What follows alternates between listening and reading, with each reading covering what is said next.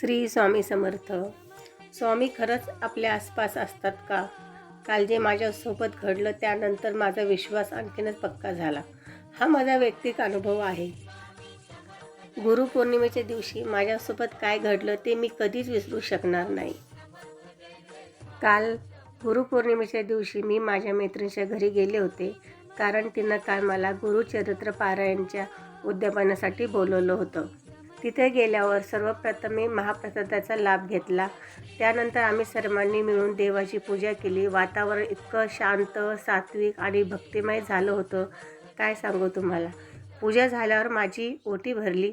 त्या आनंदाच्या क्षणी माझ्या मैत्रिणीने मला हळूच म्हटलं, "इकडे बघ."